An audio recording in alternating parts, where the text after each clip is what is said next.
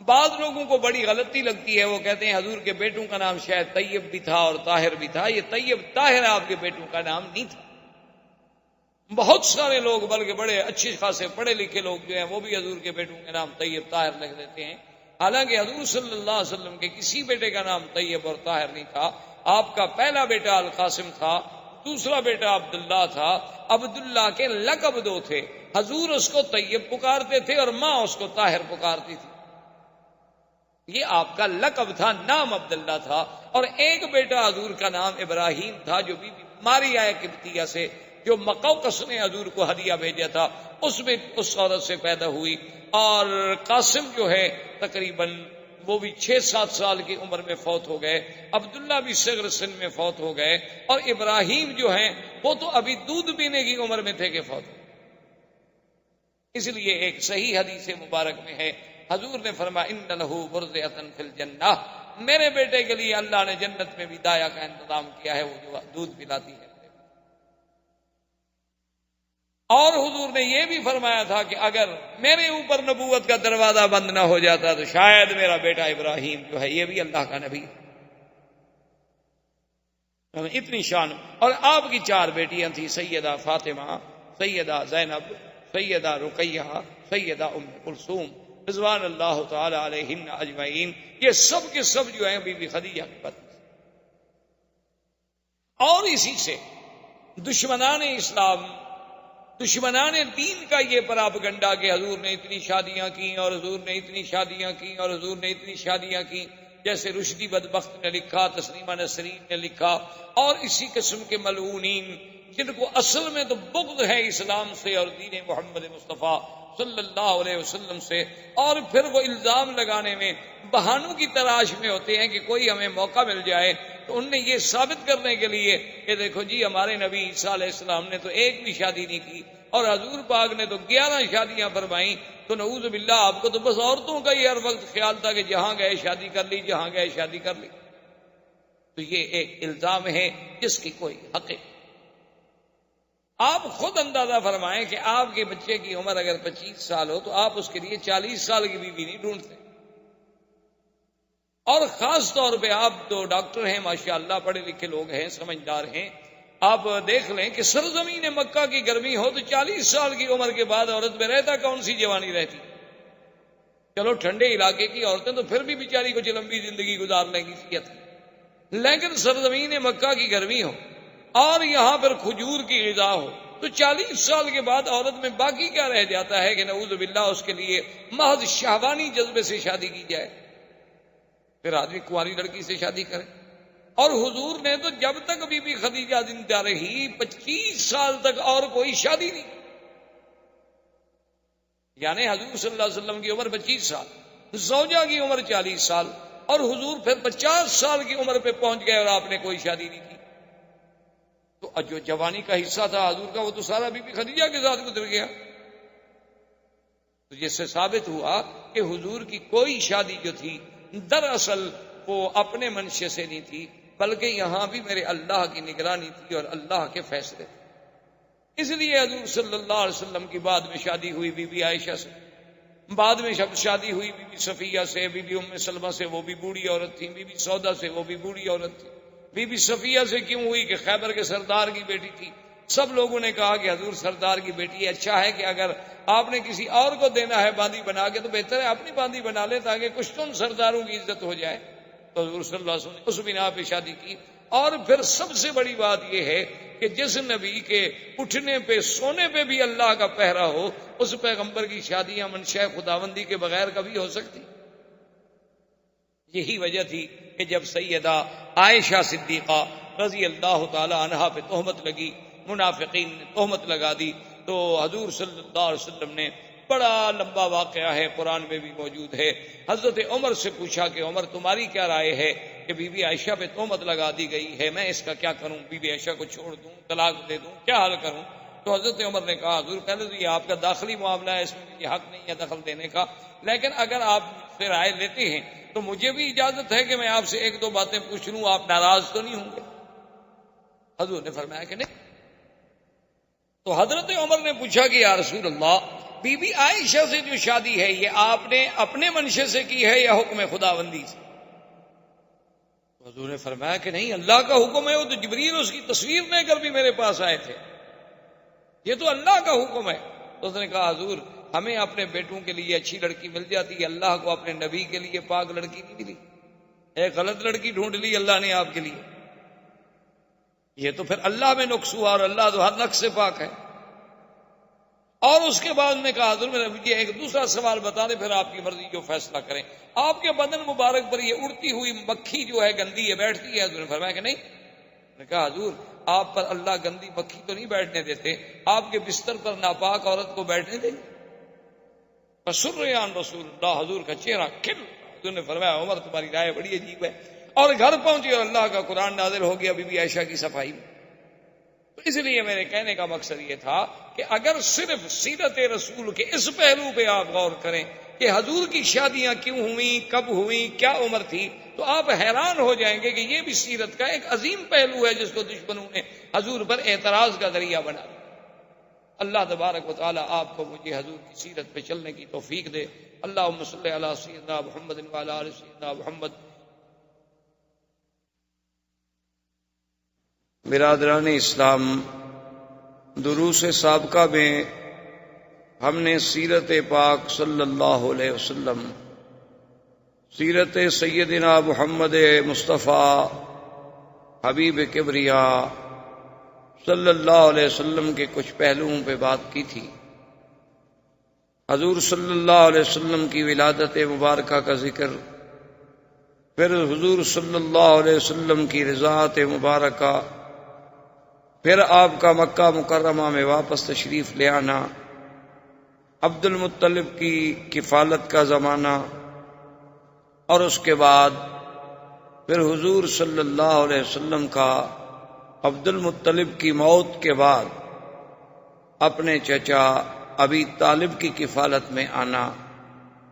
اور ابی طالب کی کفالت کے زمانے میں ہی حضور صلی اللہ علیہ وسلم کا پہلا سفر، اور اس کے بعد حضور صلی اللہ علیہ وسلم کا تجارتی امور کے لیے شام کا سفر، اور اس میں میسرہ غلام سیدہ خدیجہ رضی اللہ تعالی عنہا کا مشاہدہ احوال رسول پاک صلی اللہ علیہ وسلم، اور اس سے متاثر ہو کر سیدہ خدیجہ رضی اللہ تعالی عنہا نے حضور صلی اللہ علیہ وسلم کو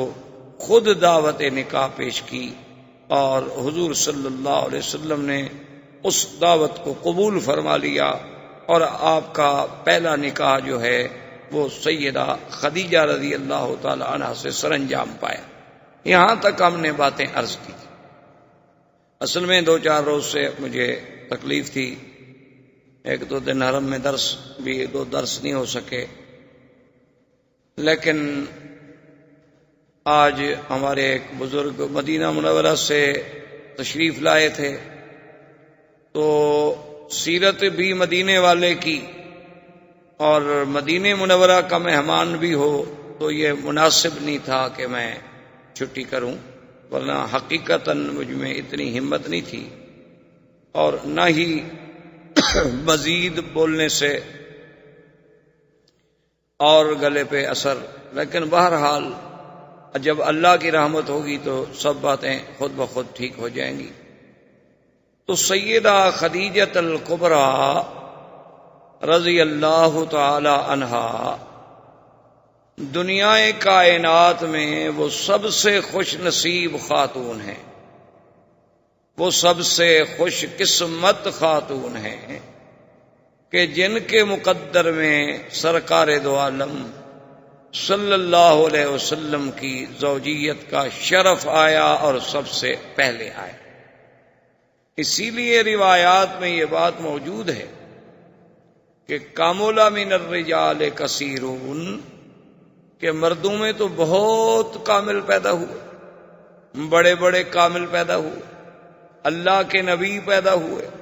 انبیاء و رسل پیدا ہوئے، لیکن عورتوں میں بہت کم کامل پیدا ہوئے، یعنی عورت ہو اور مقام کمال کو پہنچے، وہ خوش نصیب بیویاں ان میں ایک سیدہ خدیجہ الکبریٰ ہے رضی اللہ تعالی عنہ۔ اسی طرح بی بی آسیہ، جنہوں نے فرعون کے گھر میں رہ کر بھی سیدنا موسیٰ علیہ السلام پہ اسلام لائیں،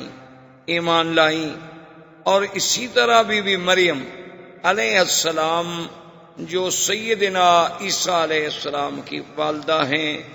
اور اللہ نے انہیں بھی بہت بڑے شرف عظیم سے نوازا، اور اسی طرح اخت موسیٰ علیہ السلام، اور اسی طرح سیدہ عائشہ رضی اللہ تعالی عنہن اجمعین، یہ وہ خوش نصیب با کمال خواتین ہیں کہ جن کو اللہ نے مدارج کمال، مدارج جمال سے اور مدارج مقامات رفیع سے نوازا، کہ جن کا ذکر قرآن میں، حدیث پاک میں، لسان نبوت پہ آیا، اور ان سب میں پھر جو شرف سیدہ خدیجہ کو ملا ہے اس کا کوئی مقابلہ نہیں ہو سکتا۔ اسی لیے سیدہ خدیجہ رضی اللہ تعالی عنہا وہ خوش نصیب بیوی ہیں کہ حضور کی ساری اولاد مبارک، حضور صلی اللہ علیہ وسلم کی چاروں بیٹیاں، سیدہ فاطمہ الزہرا، سیدہ رقیہ، سیدہ زینب، سیدہ ام کلثوم، اور حضور کے بیٹے قاسم، عبداللہ، طیب اور طاہر جو ہے یہ لقب ہے، یہ الگ نام نہیں۔ طیب اور طاہر یہ لقب ہے حضور کے پیارے بیٹے عبداللہ کا۔ حضور پاک انہیں طیب کہہ کے پکارتے تھے، اور بی بی خدیجہ انہیں طاہر کہہ کے پکارتی تھی، ورنہ نام ان کا عبداللہ تھا۔ یہ بعض لوگوں کو بہت بڑی غلطی لگتی ہے، وہ سمجھتے ہیں کہ حضور کے بیٹوں کا نام طیب و طاہر ہے۔ یہ بات نہیں، حضور کے بیٹے کا نام قاسم ہے، دوسرے بیٹے کا نام عبداللہ ہے، اور تیسرے بیٹے کا نام ابراہیم ہے۔ یہ ابراہیم جو ہیں یہ بی بی خدیجہ سے نہیں، بلکہ یہ بی بی ماریہ قبطیہ جو بادشاہ حبشہ مقوقس نے حضور صلی اللہ علیہ وسلم کو ہدیہ بھیجا تھا، اور حضور نے انہیں پھر بیوی بنا لیا، تو اس بیوی سے حضرت ابراہیم پیدا ہوئے، اور حضرت ابراہیم دودھ پینے کی عمر میں، یعنی ابھی 2 سال کی عمر کے اندر اندر وفات ہوئی، اور میرے آقا نے سرکار دو عالم رحمت دو جہاں صلی اللہ علیہ وسلم نے فرمایا کہ اگر میرے بعد اللہ تبارک و تعالی نبوت کا دروازہ بند نہ کرتے تو یہ میرا بیٹا ابراہیم بھی نبی ہوتا۔ یعنی اتنا بڑا اعزاز ملا سیدنا ابراہیم کو۔ اور اس کے بعد حضور نے فرمایا کہ اللہ نے مجھے دکھلایا ہے کہ ان لہو مرضعہ فی الجنت، کہ جنت میں اللہ نے اس کی دودھ پلانے والی کا انتظام کیا ہے جو میرے بچے کو دودھ پلاتی ہے۔ تو اتنا بڑا اعزاز، تو یہ ساری اولاد جو ہے حضور کی وہ سیدہ خدیجہ الکبریٰ سے۔ اور اسی طرح سیدہ خدیجہ کے بارے میں سیدہ عائشہ صدیقہ بنت الصدیق رضی اللہ تعالی عنہ فرماتی ہیں کہ ما غرت علی احد من نساء رسول اللہ صلی اللہ علیہ وسلم، میں نے کسی عورت پہ اتنی غیرت کبھی نہیں کھائی جتنی بی بی خدیجہ پہ مجھے غیرت آتی تھی۔ تو ازواج مطہرات نے سوال کیا، انہوں نے کہا کہ یا امہات المؤمنین، آپ کو بی بی خدیجہ پہ غیرت کھانے کا کیا مطلب؟ حالانکہ بی بی خدیجہ تو آپ کی شادی سے بھی پہلے وفات فرما گئی، ان کی وفات تو مکہ مکرمہ میں ہو گئی، اور آپ کی شادی مدینہ منورہ میں ہوئی۔ تو جب آپ نے اس بی بی کا زمانہ ہی نہیں دیکھا، چلو بیویوں میں ہوتا ہے، یعنی 2 شوقنوں میں اس قسم کا جلن ہو جاتا ہے، یہ نیچر ہے، فطرتی بات ہے، لیکن آپ نے تو اس بی بی کا زمانہ ہی نہیں دیکھا، تو آپ کو کیا تکلیف ہو؟ تو بی بی عائشہ فرماتی ہیں لکثرت ذکر رسول اللہ صلی اللہ علیہ وسلم،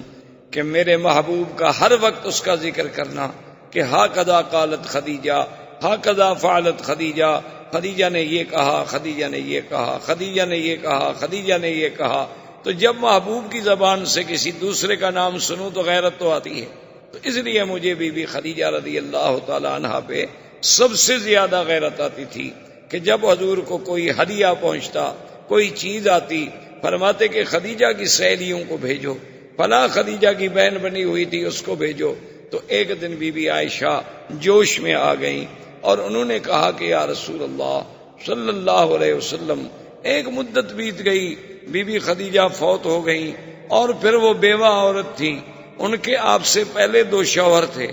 دونوں شوہروں سے اولاد تھی، تو ایک بوڑھی عورت کو آپ اتنا یاد کرتے ہیں، ہر وقت فرماتے ہیں کہ خدیجہ نے یہ کہا، فغضب رسول اللہ صلی اللہ علیہ وسلم، حضور ناراض ہو گئے۔ حضور نے فرمایا عائشہ تمہیں پتا ہے تم لوگ تو اس وقت میرے پاس آئے ہو جب اللہ نے مجھے عزت دی، اللہ نے مجھے طاقت دی، اور خدیجہ نے اس وقت میرا ساتھ دیا جب اللہ کے سوا میرا کوئی نہیں تھا،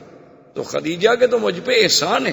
میں کیسے خدیجہ کو بھول سکتا ہوں؟ تو خدیجہ محسنہ محمد مصطفیٰ ہے اور محسنہ اسلام ہے، اور اول من اسلمت، اور سب سے پہلے اسلام لانے والی ہستی سیدہ خدیجہ الکبریٰ رضی اللہ تعالی عنہا۔ اور آپ کا نکاح جو ہے وہ ابو طالب نے خطبہ پڑھا، اور اس پہ گواہی دینے والوں میں حضرت ابو بکر بھی موجود ہیں، اسد بن عزا بھی ہیں، اور سیدنا حمزہ بھی رضی اللہ تعالی عنہ۔ حضور صلی اللہ علیہ وسلم کے نکاح کے بعد سیدہ خدیجہ الکبریٰ سے آپ کا جو تعلق اور آپ کی جو مودت اور آپ کی جو حسن عشرت اور آپ کا جو حسن خلق، وہ ایک ایسا مثالی تھا کہ جس کی دنیا کوئی مثال نہیں پیش کر سکتی۔ اور اسی ضمن میں ایک بات یہ بھی ساتھ عرض کر دوں کہ بعض دشمنان اسلام، بعض دشمنان دین، خاص طور پہ یہودی صہیونی مستشرقین، ان کے بڑے بڑے قلم کار، بڑے بڑے رائٹر ان باتوں پہ مسلمانوں کو دھوکہ دیتے ہیں کہ دیکھو جی ان کے پیغمبر نے اتنی شادیاں کی اور اتنی نکاح کیے اور اتنی عورتیں رکھی، اور نعوذ باللہ ثم نعوذ باللہ، کہ یہ زبان ادا نہیں کر سکتی وہ الفاظ جو دشمنان دین الزام لگاتے ہیں۔ حالانکہ یہ بات سمجھ لیں کہ یہ محض الزام ہے۔ جیسے کہ ایک ہندو نے بھی ایک کتاب لکھی تھی رنگیلا رسول، جس کو غازی علم الدین شہید نے جسے قتل کیا تھا، اس بدبخت نے حضور صلی اللہ علیہ وسلم کے اسی کثرت ازواج، تعدد ازواج کو نشانہ بنایا تھا۔ اور اس دور میں جیسے رشدی نے حضور صلی اللہ علیہ وسلم کی ازواج کو نشانہ بنایا، اسی طرح اور بھی دنیا میں کئی ایسے لوگ ہیں جو یہودی الاصل ہیں، یہودی النسل ہیں، یا عیسائی ہیں، یا وثنی ہیں، یا ہندو ہیں، ایسے بدبخت پیدا ہوئے کہ جنہوں نے لوگوں میں یہ تاثر دیا کہ حضور پاک نے اتنی شادیاں کر لیں اور حضور کو تو بس یہی تمنا تھی، اور نعوذ باللہ آپ کی طبیعت کا میلان اسی طرف زیادہ تھا۔ تو اس بات کو سمجھیں کہ یہ محض الزام ہے۔ نمبر 1، سب سے پہلے تو آپ اس ماحول پہ غور کریں جس ماحول میں سرکار دو عالم پیدا ہو۔ یہ زیادہ شادیاں کرنا یہ کوئی نئی بات نہیں تھی، پہلے جتنے انبیاء گزرے ہیں، پہلے جتنے پیغمبر گزرے ہیں، ان میں بھی ایسے نبی گزرے جن کی 100 بیوی تھی، جیسے حضرت سلیمان علیہ السلام۔ اسی طرح اور انبیاء گزرے جن کی ان سے بھی زیادہ ازواج مطہرات، اور اس ماحول میں عام لوگوں کی بھی بیویاں ایک کے بجائے متعدد ہوتی تھیں۔ تو اس زمانے میں پہلی بات تو یہ ہے کہ یہ عقلاً اور رواجاً کوئی عیب نہیں تھا۔ اصل میں بعض چیزیں ایک ملک میں عیب ہوتی ہیں اور دوسرے ملک میں عیب نہیں ہوتی۔ مثلاً آج کل ہم انڈو پاک میں چونکہ ہندو تہذیب سے متاثر ہیں، ہمارے لوگوں نے ہندوؤں کے ساتھ مل کے زندگی گزاری، ان کا آپس میں ملنا جلنا رہنا سہنا، جس کا نتیجہ یہ نکلا کہ ہندو تہذیب کے اثرات جو تھے وہ مسلمانوں پہ آ گئے کہ ہمارے ہاں بھی دوسری شادی ایک جرم بن گئی، دوسری شادی کرنے والا مجرم بن گیا، اور دوسری شادی کرنا نعوذ باللہ ایک اتنا بڑا گناہ کا کام ہو گیا، اتنا بڑا جرم سمجھا گیا کہ اس کو برادری سے، قوم سے، قبیلے سے کاٹ دیا جاتا ہے، اس نے دوسری شادی کر لی اور اس نے دوسری شادی کر لی۔ حالانکہ آج بھی آپ دیکھیں عرب میں ایسے قبائل موجود ہیں جن کی 4 بیویاں ہیں، ایک گھر میں رہتی ہیں، ایک جگہ کھانا کھاتی ہیں، ایک سفرے پہ بیٹھ کے روٹی کھاتی ہیں، ایک جیسے کپڑے پہنتی ہیں اور ایک دوسرے کے بچوں کو سنبھالتی ہیں۔ اس کے بچے اس کو ماں کہتے ہیں اور اس کے بچے اس کو ماں کہتے ہیں۔ کوئی تضاد نہیں، کوئی تعارض نہیں، کوئی جھگڑا نہیں، کیونکہ ان پر ہندو کا غلبہ نہیں، اسلام کا غلبہ ہے، اور ہم پر تہذیب ہندوانہ کا غلبہ ہے، جس کی وجہ سے ہمارے ہاں دوسری شادی کرنا جو ہے وہ بہت بڑا جرم بن گیا۔ اور اسی طرح یورپ میں بھی آپ دیکھ لیں۔ اور بدقسمتی یہ ہے کہ جن قوموں کے نزدیک زنا جرم نہیں، وہی شادی پہ اعتراض کرتے ہیں۔ یعنی آپ دیکھیں دشمن کی دو رنگی چال ملاحظہ کریں کہ ایک طرف تو اس کو مرغی پہ ذبح کرنا جو ہے اس پہ رحم آتا ہے، کرنٹ سے مارتا ہے کہ مرغی کو تکلیف نہ ہو، اور دوسری طرف اگر کوسوفو میں، بوسنیا میں، چیشان میں، کشمیر میں، افغان میں، بلکہ ناگاساکی اور ہیروشیما میں اللہ کی مخلوق کو تباہ کر دیا جائے کروڑوں اور لاکھوں کے حساب سے، وہاں رحم نہیں آتا۔ جن لوگوں نے اپنے آپ کو اتنی اوپن کیا ہوا ہے کہ جن کے نزدیک زن، زر، زمین کا کوئی قانون ہی نہیں ہے، یعنی عورت اپنی رضامندی سے جو چاہے کرے، شرط یہ ہے کہ رضامندی، ان کے نزدیک شادی پہ اعتراض ہے۔ اور اس کا نتیجہ کیا نکلا؟ آپ نے چند دن پہلے پڑھا ہوگا اخبار میں کہ اس وقت امریکہ جو اپنے آپ کو ایک سپر پاور اور پتہ نہیں کس کس زوم میں مبتلا ہے، جس نے پوری دنیا کی چوکیداری کے فرائض سنبھال لیے ہیں کہ ساری دنیا پہ ہمارا نیو ورلڈ آرڈر چلے گا، ساری دنیا پہ فلاں آدمی کا جو ہے کھڑا کیوں ہوا، یہ آدمی بیٹھ کیوں گیا، اور یہ آدمی جو ہے سو کیوں گیا، یہ بھی ہم سے پوچھا جائے۔ جس کا یہ عالم ہے، وہاں 10 لاکھ لڑکیاں نکاح سے پہلے چھوٹی عمر میں حاملہ ہوتی، ہر سال 10 لاکھ، اور ہر سال 10 لاکھ حرامی بچہ پیدا ہو، 50 سال میں کتنے ہو جائیں گے آپ حساب کر لیں، پھر ان کا عدد دیکھ لیں ٹوٹل کہ کل آبادی کتنی ہے، اور ہر سال 10 لاکھ حرامی بچوں کا اس میں اضافہ ہوتا ہے۔ اس سے خود اندازہ کر لیں کہ وہ قوم جن کو اپنی نسل کا علم نہیں، اعتراض کرتے ہیں حضور صلی اللہ علیہ وسلم پر، یہ کتنی بڑی بدقسمتی۔ دوسری بات یاد رکھیں کہ حضور صلی اللہ علیہ وسلم نے 11 نکاح کیے۔ حضور صلی اللہ علیہ وسلم کی ازواج مطہرات 9 تھیں جس وقت میرے آقا اس دنیا سے تشریف لے گئے۔ آپ کی 9 بیویاں زندہ موجود۔ یہ 2 باتیں ذہن میں رکھ لیں۔ تیسری بات یہ ذہن میں رکھ لیں کہ ہر مسلمان کا یہ عقیدہ ہے کہ حضور صلی اللہ علیہ وسلم کا کوئی کام، کوئی عمل، کوئی حکم، کوئی فرمان اللہ کے بغیر ہوتا ہی۔ تو اس کا مطلب یہ ہوا کہ حضور صلی اللہ علیہ وسلم کے نکاح، حضور صلی اللہ علیہ وسلم کی شادیاں، حضور صلی اللہ علیہ وسلم کی ازواج مطہرات، یہ بھی اللہ کے حکم سے نکاح سر انجام ہوئے۔ تو جب اللہ کا حکم ہو تو اللہ کا رسول اپنے حکم، خدا کے حکم کو کیسے توڑ سکتے ہیں؟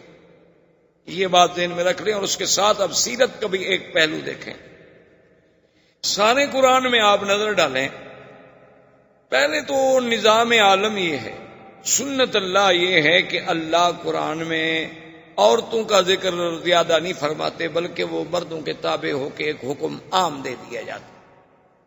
لیکن کہیں کہیں یہاں ذکر بھی آیا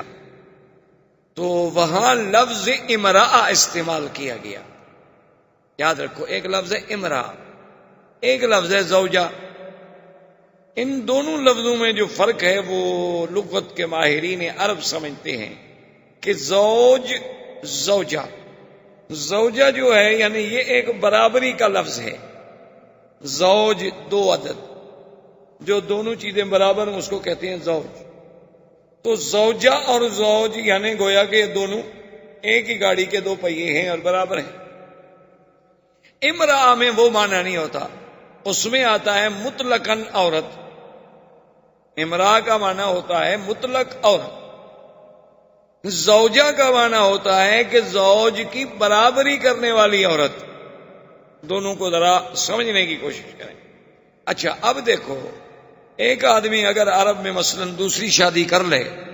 اور اس کے بچے سے پوچھو تو وہ بھی یہ عورت کیا ہے، وہ کہے گا امی، یہ میری ماں ہے. دوسری عورت کے بارے میں پوچھو کہ یہ کون ہے، وہ کہے گا امراۃ ابی، وہ کہے گا یہ میرے باپ کی بیوی ہے. حالانکہ بات تو ایک ہے کہ ہر باپ کی بیوی اس کے لیے کیا ہے، ماں ہے، لیکن وہ دونوں میں فرق کرتا ہے. وہاں تو کہے گا امی یا کہے گا زوجۃ ابی، اور یہ کون ہے، امراۃ ابی، یہ میرے باپ کی عورت ہے. کیونکہ جو لفظ زوجہ اور ماں کے اندر مقام تھا وہ لفظ امرا میں نہیں، تو وہ آخر دوسری عورت کو اپنی ماں کا مقام تو نہیں دے سکتا جو اس کی حقیقی ماں ہے. اس کا مرتبہ کیسے وہ دے سکتا ہے؟ ٹھیک ہے اس کے باپ نے شادی کر لی، وہ اس کی ماں بن گئی، لیکن حقیقی ماں کا مقابلہ تو نہیں کر سکتی. اب دیکھیں پورے قرآن میں اللہ تبارک و تعالی نے جہاں جہاں بھی نام لیا، فرمایا اذ قالت امراۃ عمران، عمران کی بیوی امرا. ضرب اللہ مثلا للذین کفروا امرأۃ نوح وامرأۃ لوط، اللہ نے مثال بیان کی حضرت لوط کی بیوی اور حضرت نوح کی بیوی، لیکن امرأۃ نوح، امرأۃ لوط، نوح بھی پیغمبر لوط بھی پیغمبر، لیکن ان کی بیویوں کو قرآن کیا کہتا ہے، امرأۃ نوح امرأۃ لوط. ضرب اللہ مثلا للذین آمنوا امرأۃ فرعون اذ قالت رب ابن لی عندک بیتا فی الجنہ. اللہ نے مثال پیش کی کہ فرعون کی بیوی امرأۃ فرعون، حالانکہ بی بی آسیہ بڑی شان والی بیوی ہے، لیکن قرآن کیا کہتا ہے، امرأۃ. اچھا اسی طرح قرآن نے ایک مسئلہ بیان، وامرأۃ مؤمنۃ ان وهبت نفسها للنبی ان اراد النبی ان ينكحها خالصۃ لک من دون المؤمنین. اللہ نے فرمایا کہ اگر کوئی عورت، وہاں بھی امرأہ، تو سارے قرآن میں نظر ڈالیں، نوح کی بیوی کا نام، عورت کا نام آئے تو امرأۃ نوح، لوط کی بیوی کا نام آئے تو امرأۃ لوط، فرعون کی بیوی کا نام آئے تو امرأۃ فرعون، عمران کی بیوی کا نام آئے تو امرأۃ عمران. لیکن شان رسالت دیکھیں، شان محمد مصطفیٰ دیکھیں صلی اللہ علیہ وسلم، کہ اللہ نے میرے مدنی کی بیویوں کو عمرانی کہا. فرمایا یا ایھا النبی قل لازواجک وبناتک ونساء المؤمنین. میرے مدنی صلی اللہ علیہ وسلم، نبی پاک آپ، یا ایھا النبی قل لازواجک، ازواج زوج، کیوں حضور کے قریب لا رہے ہیں؟ حضور کی شان کی وجہ سے بیویوں کا شان بھی اونچا ہو گیا. جو چیز بھی میرے مدنی کے قریب آئی وہ بھی آسمانوں کو پہنچ گئی، اس کو بھی بلندی مل گئی، وہ بھی زوجہ کے یا نساء النبی. اللہ نے فرمایا میرے مدنی پاک کی بیویوں، لستن کاحد من النساء، یعنی آپ اندازہ فرمائیں کہ کیا خطاب ملا ہے زوج کا. تو یہ بھی سیرت کا ایک پہلو ہے کہ اللہ نے کسی نبی کی بیوی کو زوجۃ النبی نہیں کہا، صرف محمد الرسول اللہ صلی اللہ علیہ وآلہ آلہ وصحبہ وسلم کی بیویوں کو ازواج نبی کہا گیا. اب دوسری بات یہ یاد رکھیں کہ اگر کوئی دنیا میں آدمی محض خواہشات نفسانی کے لیے شادی کرے تو 25 سال کی عمر میں تو وہ کنواری لڑکی ڈھونڈتا ہے، کوشش کرتا ہے کہ مجھ سے کم عمر لڑکی ملے، یعنی میری عمر سے چھوٹی ملے. بلکہ آج کل آپ دیکھیں جن کے پاس یہاں بھی دولت ہے، پیسہ ہے، 70 سال بھی عمر ہو جائے وہ بھی چاہتے ہیں ہم چھوٹی لڑکی سے شادی کریں. کئی دفعہ ایسا ہوتا ہے کہ ایک آدمی کے ساتھ عورت ہوتی ہے تو آدمی یہ تصور کرتا ہے کہ شاید یہ اس کی بیٹی ہوگی، لیکن جب پوچھتا ہے تو وہ کہتے ہیں نہیں نہیں یہ تو میری بیوی ہے.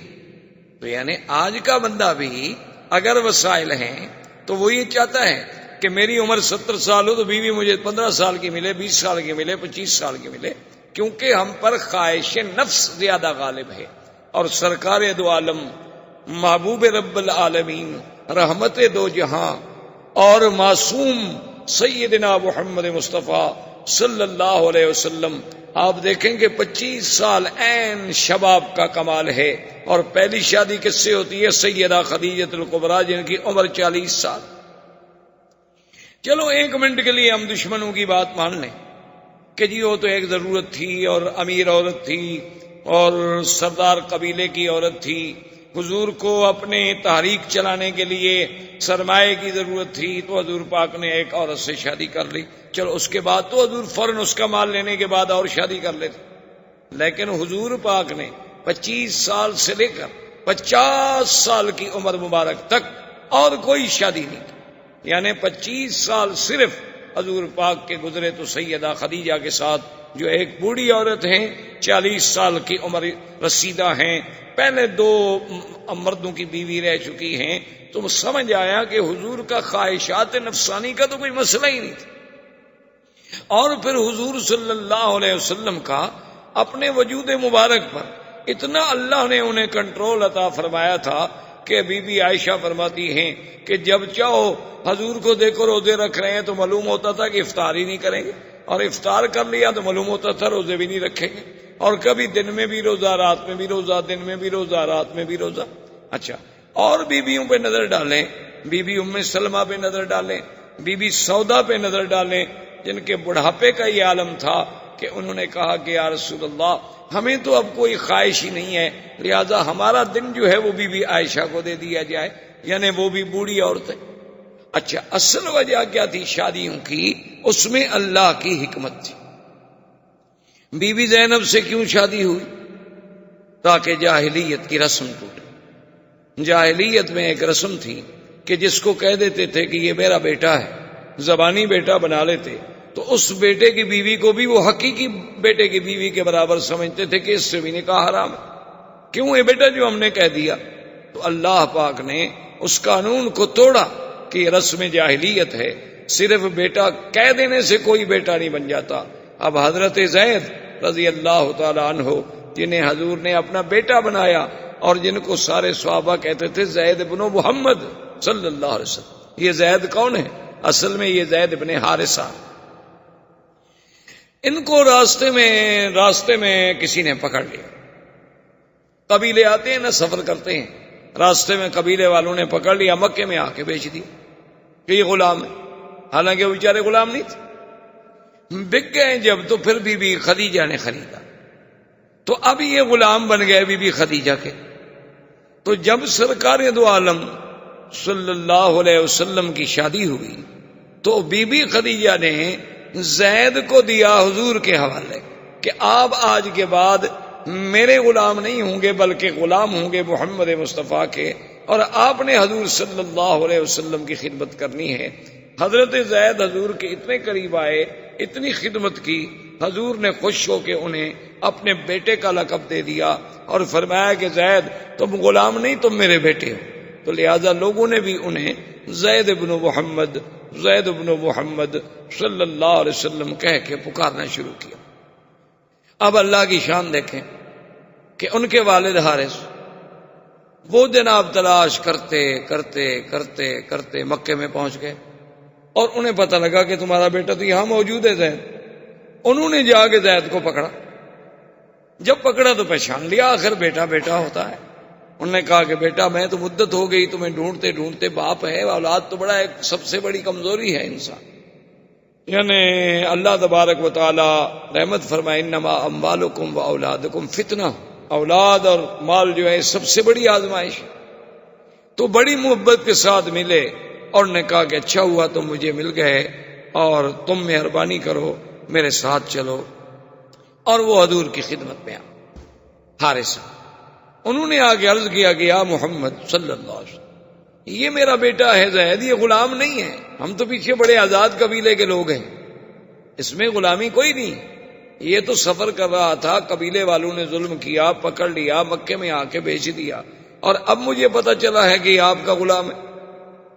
مہربانی کریں آپ اس کو اجازت دیں کہ یہ میرے ساتھ واپس جائے، آخر میرا بیٹا ہے۔ حضور پاک صلی اللہ علیہ وسلم نے فرمایا کہ حارثہ، ہم اس میں انصاف کریں گے، ہم کسی کے ساتھ زیادتی نہیں کریں گے، بات اتنی ہے کہ نخیر زید، ہم زید کو خیار دے دیتے ہیں اور اختیار دے دیتے ہیں کہ زید جہاں چاہے چلا جائے، اگر ہمارے پاس رہنا چاہتا ہے تو ہمارے پاس رہے، اگر اپنے والد کے ساتھ جانا چاہتا ہے، ورنہ تو ہم آپ کا کوئی حق نہیں، کیونکہ ہم تو خرید چکے ہیں۔ تو حارثہ بڑے خوش ہو گئے، انہوں نے کہا جی بالکل ٹھیک ہے، ماشاءاللہ الحمدللہ، یہی تو میں چاہتا ہوں۔ اور انہوں نے زید کو سمجھایا، قائل کرنے کی کوشش کی کہ بیٹا تمہیں لاکھ پیار ملے لیکن یہاں تو غلام ہی رہو گے نا، اور جب تم واپس جاؤ گے اپنے قبیلے میں تو تم ایک آزاد، ایک احرار اور حر کی حیثیت میں ہوگے۔ اس نے کہا کہ ابا جان بات سن لیں کہ خدا کی قسم ہے میں تو دنیا کی بادشاہی جو ہے وہ بھی محمد مدنی کی غلامی پہ چھوڑ سکتا ہوں، میں تو ساری دنیا کو چھوڑ سکتا ہوں لیکن محمد عربی کو نہیں چھوڑ سکتا، میں اپنے باپ کو بھی چھوڑ سکتا ہوں، میں اپنا قبیلہ بھی چھوڑ سکتا ہوں، واللہ لا نترک محمدن، خدا کی قسم ہے میں محمد پاک کو کبھی نہیں چھوڑوں۔ تو اب حضور نے فرمایا کہ بھائی ہم زیادتی اور زبردستی جو ہے وہ زید پر بھی نہیں کر سکتے، اس کی مرضی ہے۔ تو اتنا پیارا زید، اس کی شادی بھی حضور نے خود کی بی زینب سے، اور بڑا لمبا واقعہ ہے، بہرحال وہ شادی نہ نبھ سکی، طلاق ہو گئی۔ اللہ تبارک و تعالی نے یہ چاہا کہ اب حضور کی شادی بی زینب سے ہو تاکہ یہ رسم جاہلیت ختم ہو جائے کہ بھئی زبانی بیٹا زبانی بیٹا ہوتا ہے اور حقیقی بیٹا حقیقی بیٹا ہوتا ہے۔ یہ کیا بات ہے کسی کو کوئی کہہ دے کہ میرا بیٹا ہے تو بس بیٹا ہو جائے گا وہ۔ اور پھر شادی کا انجام بھی دیکھیں اور کمال بھی دیکھیں۔ حضور نے پیغام بھیجا بی زینب کو اپنے نکاح کے لیے، ویسے بھی حضور کی پھوپھی کی بیٹی تھی اور زید کی طلاق کی وجہ سے وہ دل شکستہ بھی تھی۔ حضور نے جب پیغام بھیجا، اس زمانے کی بیویوں کی بھی شان نرالی، تو بی بی نے جواب یہ بھیجا، اس نے کہا کہ بات یہ ہے کہ حضور پاک سے تو اعلیٰ افضل اجبل اکمل دنیا میں کوئی اللہ کی مخلوق میں پیدا ہوا ہی نہیں اور نہ ہوگا، لیکن میں شادی نہیں کر سکتی، استخیر ربی، میں اپنے اللہ سے جب تک مشورہ نہ کر لوں میں جواب نہیں دے سکتی ہاں میں یا نہ میں استخارہ کروں گی، اور استخارے کا معنی یہ ہوتا ہے کہ ہم اللہ سے پوچھ رہے ہیں کہ اللہ میاں یہ کام کریں یا نہ کریں، تو استخارے میں جو بات ہوگی میں پھر جواب۔ آدمی واپس آ گیا، اس نے آ کے یہ جواب دیا، اللہ نے قرآن نازل کیا۔ بی بی زینب کہتی ہیں کہ ما لبث الا قلیلا، تھوڑا سا وقت گزرا تھا کہ میں حیران ہوئی کہ حضور میرے گھر میں آئے اور بغیر پوچھے اندر تشریف لے آئے، اجازت بھی نہیں لی، اذن بھی نہیں مانگا۔ تو میں حیران ہو گئی کہ اللہ کا نبی کسی کے گھر میں آئے اور بغیر اذن بغیر اجازت کے اندر تشریف لے آئے، یہ کیا ہو گیا؟ تو حضور پاک نے فرمایا کہ زینب تم کس بات کا اذن کہہ رہی ہو؟ اللہ نے قرآن نازل کر دیا ہے کہ فلما قضى زید منها وطرا زوجناکها لکی لا یکون علی المؤمنین حرج، کہ محمد پاک ہم نے تمہارا نکاح عرشوں سے کر، تو اس لیے بی بی زینب کہا کرتی تھی باقی بیویوں سے کہ تم کس بات پہ میرا مقابلہ کرتی ہو؟ تمہارے نکاح تو ماں باپ نے کیے اور تمہارے نکاح زمین پہ ہوئے، یہ تو میں ہی ایک عورت ہوں جس کا نکاح اللہ نے کیا اور عرش پہ ہوا۔ تو اب بتائیں جناب، یہ نکاح اللہ کے حکم سے ہوا، اس میں حضور صلی اللہ علیہ وسلم کی تمنا کا، بلکہ حضور تو چاہتے تھے کہ یہ نہ ہو، حضور تو یہ چاہتے تھے کہ زید طلاق نہ دے، یہ رشتہ قائم رہے، لیکن اللہ کے حکم سے رشتہ ہوا۔ اسی طرح آپ دیکھ لیں بی بی صفیہ، جب خیبر فتح ہو گیا اور اللہ نے مسلمانوں کو غلبہ دیا، یہودی زیر نگیں آ گئے، انہوں نے جزیہ دینا طے کر لیا، خیبر کے تمام قلعے فتح ہو گئے، تو بی بی صفیہ جو ہیں یہ خیبر کے سردار کی بیوی تھیں اور ایک بہت بڑے سردار کی بیٹی تھی، بہت بڑے سردار کی بیٹی تھی۔ وہ مال غنیمت میں جب آئیں تقسیم میں، حضرت دہیہ حضور صلی اللہ علیہ وسلم کے صحابی ہیں ان کے حصے میں آ گئے۔ تھوڑی دیر کے بعد کچھ صحابہ حضور کی خدمت میں آئے، انہوں نے کہا کہ یا رسول اللہ صلی اللہ علیہ وسلم، اللہ نے ہمیں عزت دی، غلبہ دیا، نصرت دی، فتح دی، بہرحال یہودی کچھ بھی ہوں اہل کتاب تو ہیں، اور پھر وہ اس وقت ختم ہو گئے، ان کی قوت ختم ہو گئی، مدینے سے نکال دیے گئے، خیبر میں آئے، خیبر میں ذلیل ہو گئے، مسلمانوں کے باج گزار بن گئے، لیکن صفیہ ایک بہت بڑے سردار کی بیٹی، بہت بڑے رئیس کی بیٹی اور ایک بہت بڑے سردار کی بیوی، اگر آپ اس سے خود شادی فرما لیتے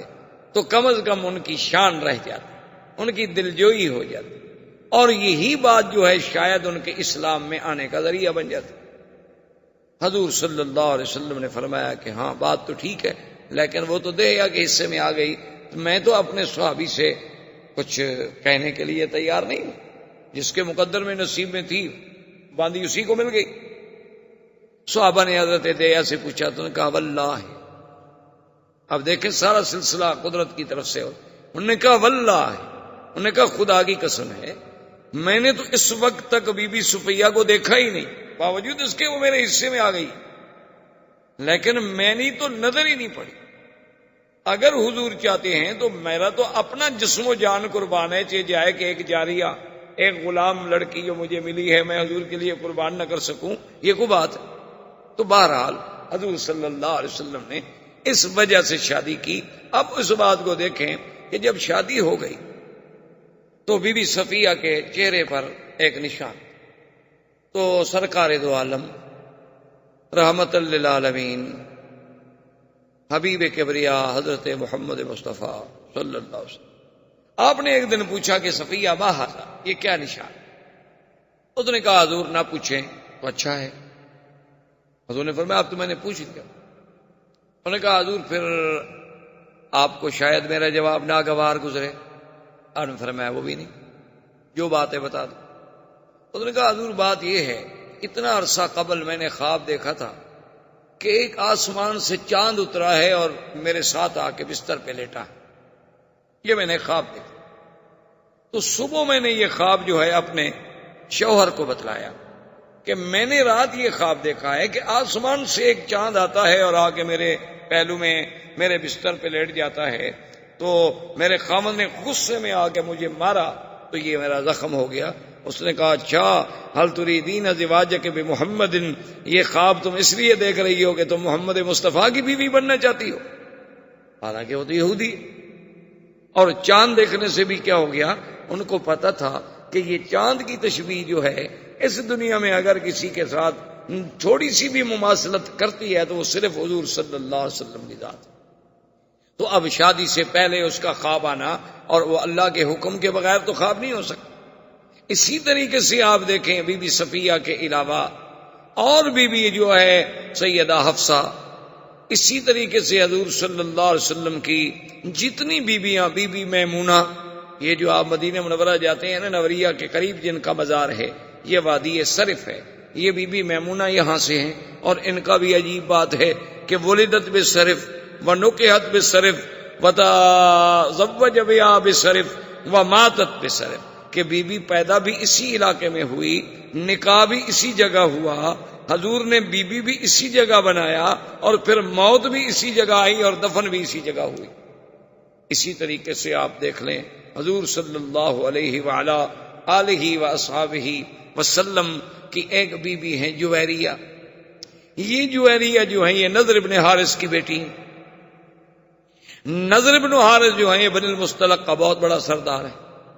اس نے حضور کے خلاف جنگ کرنی چاہیے، حضور نے حملہ کیا، فتح ہو گئی، شکست کھا گیا، اور یہ بیوی جو تھی یہ حضور صلی اللہ علیہ وسلم کے پاس آئیں تو حضور صلی اللہ علیہ وسلم کو عرض کیا گیا حضور کہ نضر بن الحارث ٹھیک ہے آپ کا دشمن ہے، لیکن وہ بن المصطلق کا ایک بہت بڑا سردار،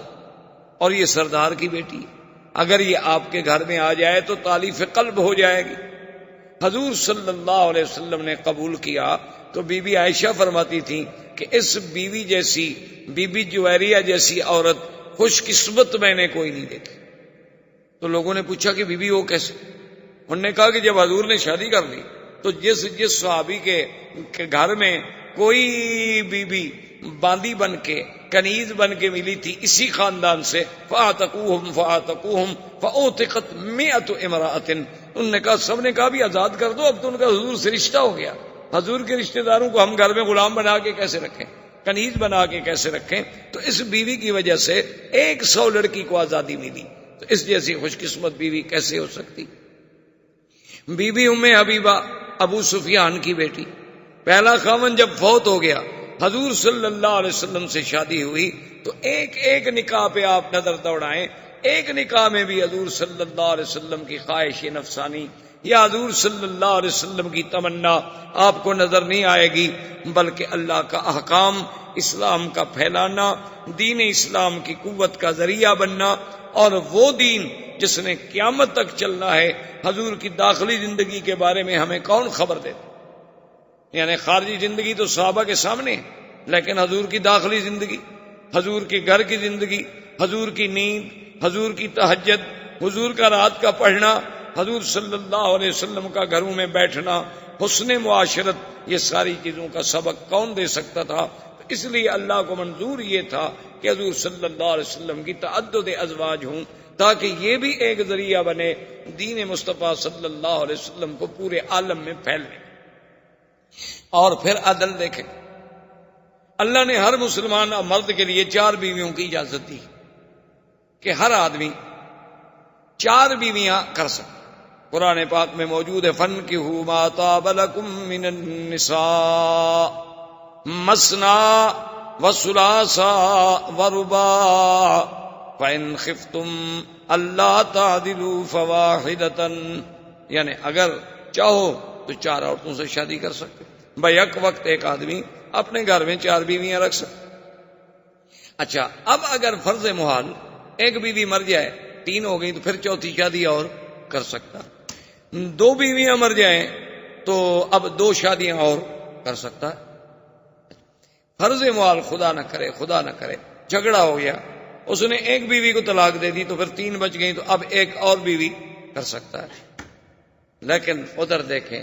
اللہ نے اپنے نبی کو 9 بیویوں تک کی تو اجازت دے دی، لیکن پابندی کیا لگا دی؟ اللہ نے حکم فرما دیا کہ میرے نبی آج کے بعد آپ ان بیویوں کے بجائے اور کوئی شادی نہیں کر سکتے، کہ اس میں سے کسی کو طلاق دے دیں اور شادی کر لیں، نہیں، یا ان میں کوئی بیوی مر جائے تو اس کے بدلے میں اور بیوی لے آئے، نہیں، بس اب اللہ نے آپ کے مقدر میں یہ رکھ دی، یعنی اجازت تو 9 کی دے دی، لیکن آگے ہمیشہ کے لیے پابندی لگا دی۔ آگے اللہ تبارک و تعالی نے پابندی لگا دی۔ یہاں عام آدمی کو 4 کی اجازت تو دی، لیکن آگے پابندی نہیں لگائی۔ اور اسی طرح دیکھیں کہ ایک دفعہ حضور صلی اللہ علیہ وسلم اپنی بیویوں سے کسی مسئلے میں ناراض ہو گئے، اور آپ نے قسم کھا لی کہ میں 1 مہینے تک کسی بیوی سے بات نہیں کروں۔ اس کو کہتے ہیں شریعت میں ایلا۔ حضرت عمر رضی اللہ تعالی عنہ کو جب پتہ چلا کہ حضور نے اپنی بیویوں کو طلاق دے دی، تو حضرت عمر تشریف لائے اور بی بی حفصہ سے بے حد ناراض، اور انہوں نے کہا کہ دیکھو تم لوگ حضور کو ہر وقت تنگ کرتی ہو، خرچہ چاہیے، اور حضور خرچہ دیتے ہیں تو تم صدقہ و خیرات کر دیتی ہو، اور حضور صلی اللہ علیہ وسلم کو پریشان کرتی ہو ہر وقت، تو یہ بات جو ہے باعث خطرہ ہے، اور ہو سکتا ہے کہ حضور نے اگر طلاق دے دی تو اللہ تو قادر ہے حضور کے لیے اور بیویوں کا انتظام کر لیں، اللہ کو کیا مشکل ہے۔ اب آپ قرآن کے الفاظ پہ غور کریں، عَسَىٰ رَبُّهُ إِن طَلَّقَكُنَّ أَن يُبْدِلَهُ أَزْوَاجًا خَيْرًا مِّنكُنَّ مُسْلِمَاتٍ مُؤْمِنَاتٍ قَانِتَاتٍ تَائِبَاتٍ عَابِدَاتٍ سَائِحَاتٍ طیبات و ابکارا۔ اللہ نے فرمایا کہ خبردار، اگر اللہ چاہے اپنے نبی کو حکم دے دے کہ تم کو طلاق دے دے، اللہ تم سے بھی زیادہ بہتر عورتیں نبی کے گھر میں لے آئے، جو اسلام والی ہوں گی، ایمان والی ہوں گی، راتوں کو عبادت کرنے والی ہوں گی، رات دن اللہ کے دین کے پھیلانے والی ہوں گی، روزے رکھنے والی ہوں گی، اور اپنے جسم و جان کی مال کی حفاظت کرنے والی ہوں گی۔ ایسی بیویاں بیوہ بھی ہوں گی، کنواری بھی ہوں گی، اگر اللہ چاہے تو آپ سے بھی زیادہ بہتر بیویاں لے آئے۔ اب مسئلہ سمجھیں، علماء نے لکھا ہے کہ اللہ کے نبی نے کسی بیوی کو پھر طلاق نہیں دی، اور اللہ نے یہ بھی حکم کر دیا کہ حضور اب یہ آپ کی بیویاں ہیں، ان کے بجائے اور تبدیل بھی نہیں ہو سکتی۔ تو علماء نے یہی سے نقطہ نکالا کہ ان بیویوں سے اور کوئی بیویاں اچھی ہوتی تو اللہ بدل دیتے، کیونکہ ان سے اور اچھی کوئی کائنات میں اور پیدا ہی نہیں ہوئی تھی، تو اس لیے اللہ نے بدلی ہی نہیں، ورنہ اللہ چاہتے تو ان سے اچھی ہوتی تو اللہ تبارک و تعالیٰ اور بدل دیتے۔ اچھا پھر دیکھیں قرآن کیا کہتے ہیں، طیبات و ابکارا، بیوہ اور کنواریاں. انہوں نے کہا یہی ترتیب دیکھ لو کہ پہلے شادی حضور کی بیوہ سے ہے اور کنواری کی بعد میں ہے، تو اللہ نے بیوہ کا پہلے ذکر کیا، کنواری کا بعد میں ذکر کیا، تو جس سے اشارہ ہوا کہ میرے نبی یہ ہم نے آپ کے لیے چن لی ہیں، یہ مسلمات بھی ہیں، مومنات بھی ہیں، قانتات بھی ہیں، تائبات بھی ہیں، عابدات بھی ہیں، سائحات بھی ہیں، ان سے اچھی بیویاں دنیا میں نہیں. تو یہ ساری تو پھر اللہ نے چن کے نبی کے لیے فیصلہ کیا. اس میں حضور کی ذات پہ اتہام لگانے کی یا حضور صلی اللہ علیہ وسلم کی ذات پہ حملہ کرنے کی کسی کو کیوں، ما سوا اپنی گمراہی کے یا اپنی بدباطنی کے اور کوئی اس میں وزن یا حقیقت یا دلیل کوئی. اب جناب دیکھیں کہ حضور کی شادی کے بعد سرزمین مکہ میں جو بڑا ایک مشہور یعنی واقعہ پیش آیا وہ تھا تعمیر کعبہ. یعنی ابھی حضور کو نبوت کا اعلان نہیں ہوا لیکن حضور کی شادی ہو گئی.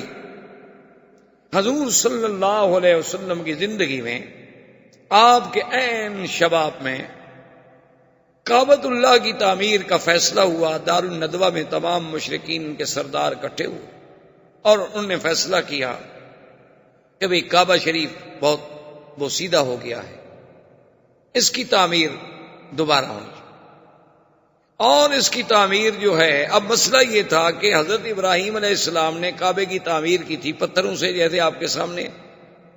اور مکے والے لوگ جو تھے وہ پتھروں کی تعمیر جانتے ہی نہیں تھے. یعنی سرزمین مکہ میں پہلے پتھروں سے گھر نہیں بنائے جاتے تھے، وہاں گھر بنتے تھے مٹی کے.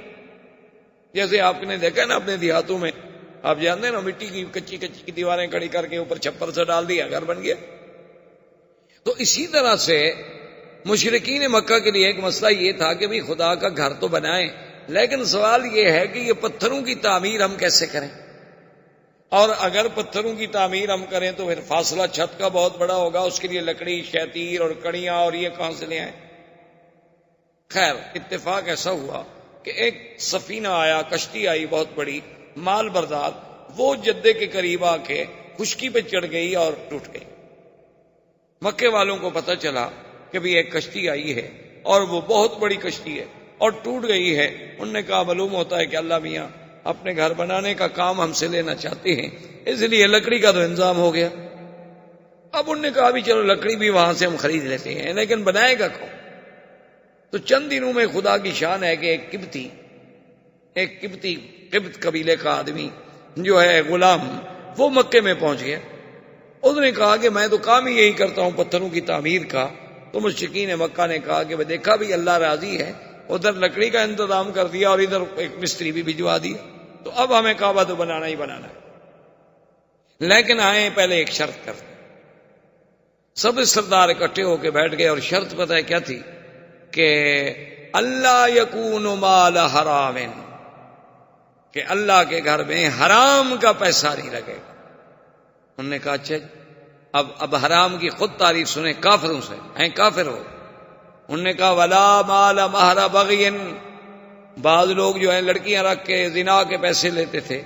انہوں نے کہا وہ پیسہ بھی اس میں شامل نہیں ہوگا. ولا مال ظلم، کسی نے کسی پہ ظلم کر کے پیسہ چھینا ہوا ہے تو وہ پیسہ بھی کعبے میں نہیں لگے گا. ولا ربن، اور کسی نے سود کا پیسہ لیا ہوا ہے تو وہ بھی کعبے میں نہیں لگایا جائے گا. حالانکہ وہ سود کھاتے تھے، ان کے نزدیک کوئی سود حرام شرام نہیں تھا، نہ ان کے نزدیک کوئی زنا شنا حرام تھا. بھائی بری بات تھی، لیکن حرام حرمت حلال کا تو کوئی مسئلہ ہی نہیں تھا ان کے نزدیک. لیکن کافر ہو کے فیصلہ کر رہے ہیں کہ اللہ کے گھر میں، اللہ کے اس کعبے میں نہ تو زنا کا پیسہ لگے، نہ ظلم کا، نہ سود کا. اب آپ خود اندازہ لگا لیں کہ آپ کے ملکوں میں جو سود سے مسجدیں بنتی ہیں ان کا کیا حکم ہے. بڑی بڑی مسجدیں بناتے ہیں انشورنس والے، بینک والے، ماشاءاللہ. حالانکہ ایک مسئلہ یاد رکھیں، جو مسجد حرام کے پیسوں سے بنائی جائے اس میں نماز نہیں ہوتی. جو مسجد زمین کسی سے ظلمن چھین کے بنائی جائے اس سے نماز نہیں ہوتی. جو مسجد گورنمنٹ کی زمین پڑی ہوئی ہے ان کی اجازت کے بغیر بنائی جائے وہاں بھی نماز نہیں ہوتی. نماز کے لیے تو پاک جگہ کی ضرورت ہے کہ وہ جگہ پاک ہو، وہ دیواریں پاک ہوں، اس میں پیسہ پاک ہو، پڑھنے والے پاک ہوں. تو اب یہ کافر ہیں، مشورہ کر رہے ہیں، مشورہ ہو گیا، اب اس کے لیے پیسے اکٹھے کیے تو پیسے تھوڑے ہو گئے، کیوں حلال کے پیسے اکٹھے کرنا تو بہت تھوڑا ہے نا جی۔ تو انہوں نے جب کہا کہ بھئی اب یہ پیسے تو اس سے تو عمارت نہیں بنتی، انہوں نے کہا اچھا ایسا کرتے ہیں کعبہ شریف کو تھوڑا چھوٹا کر دیں، لیکن حرام کے پیسے نہیں رکھتے۔ تو یہ جو ہجر اسماعیل ہے جس میں میزاب رحمت ہے، یہ حتیم جسے آپ کہتے ہیں، تو اس طرف سے انہوں نے کعبۃ اللہ کا کچھ حصہ باہر نکال کے دیوار اندر کر دی، کعبہ چھوٹا ہو گیا۔ تو انہوں نے کہا کعبہ شریف چھوٹا کر دو لیکن حرام کا پیسہ نہیں لگے۔ حلال کے پیسوں سے وہ لکڑی خریدی، سارا سامان تیار ہو گیا۔ اب مسئلہ یہ تھا کہ پہلے آخر کعبہ گرے گا تو بنے گا نا، اگر پہلی عمارت گرائی نہ جائے تو بنائے کیسے؟ اب انہوں نے کہا جی بات تو ٹھیک ہے لیکن گرائے کون؟ اللہ کے کعبے کو، اللہ کے گھر کو کون گرائے؟ یہ تو آج ہے نا لوگ فخر سمجھتے ہیں کہ جی ہم نے بابری مسجد گرا دی، ہم نے فلاں مسجد گرا دی، ہم فلاں مسجد گرا دے گئے،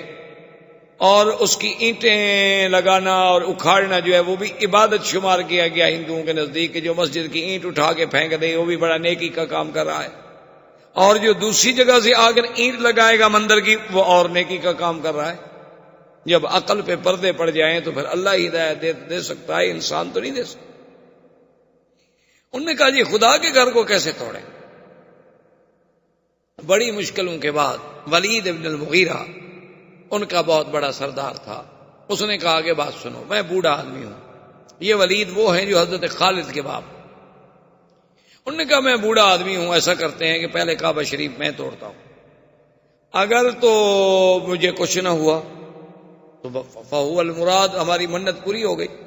اور اگر مجھے کچھ ہو گیا تو چلو میں بوڑھا آدمی ہوں، کوئی جوان تو نہ مرے نا۔ اب جناب جب کعبہ توڑنے کے لیے آئے، آخر دیوار کے اوپر چڑھیں گے تو توڑیں گے، اندر دیکھا تو ایک بہت بڑا اژدہا، ایک بہت بڑا سانپ بیٹھا ہوا ہے۔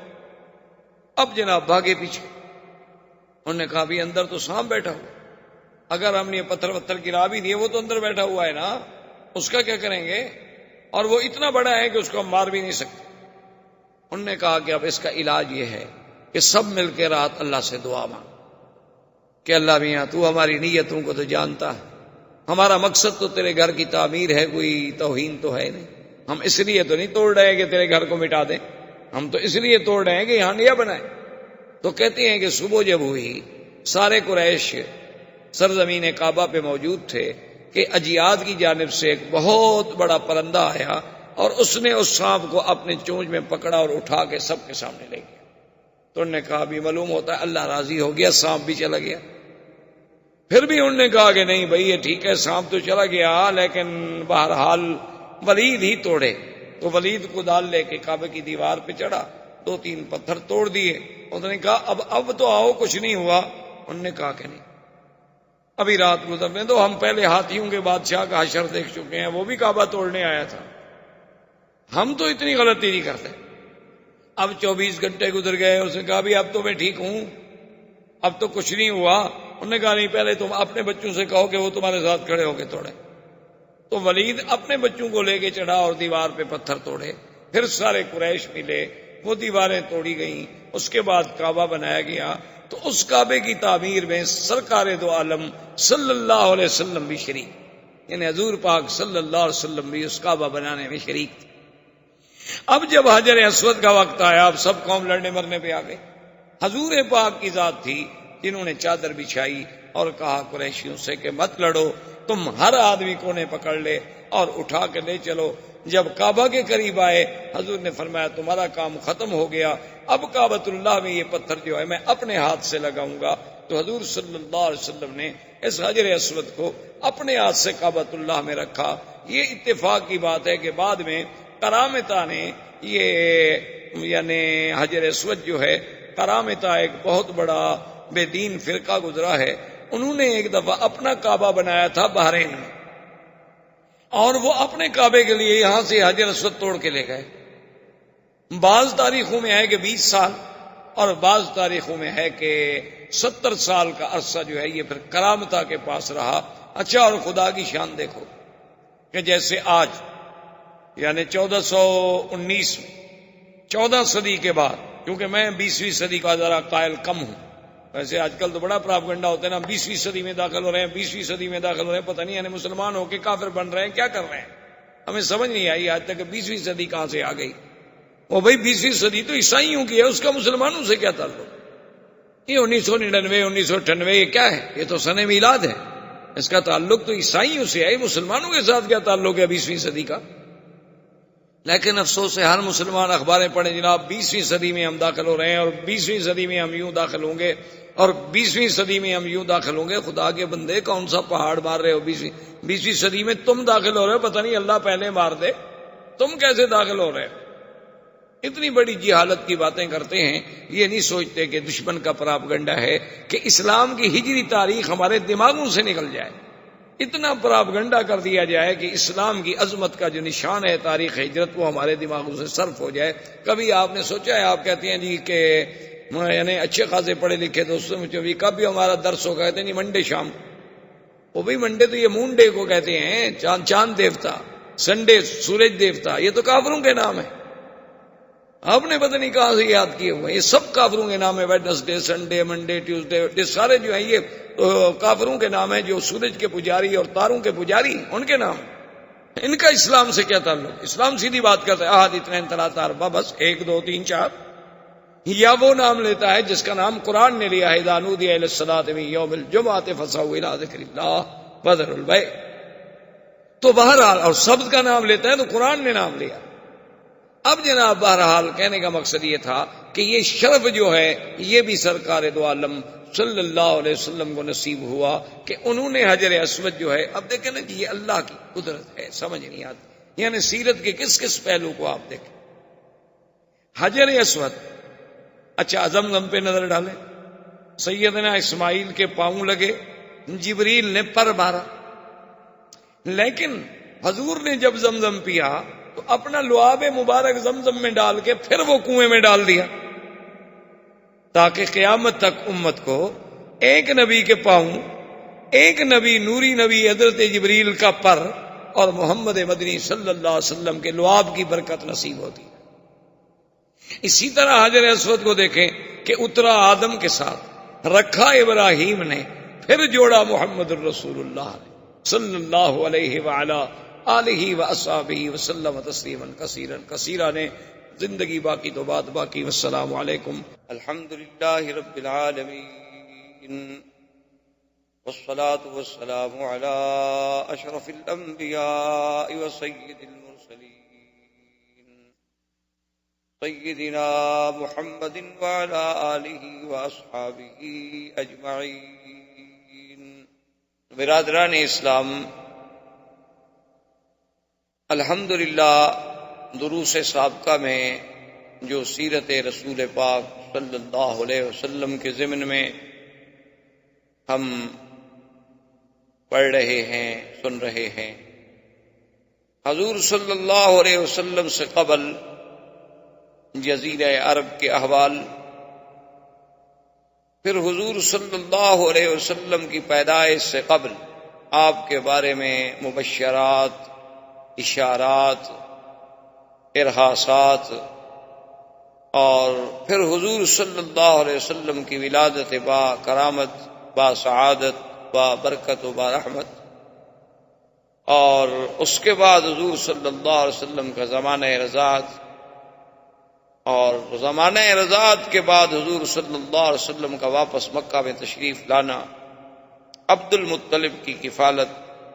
عبد المطلب کی اس کے بعد موت، اور پھر حضور صلی اللہ علیہ وسلم کا اپنے چچا ابی طالب کی کفالت میں منتقل ہونا، اور اسی کفالت کے دوران میں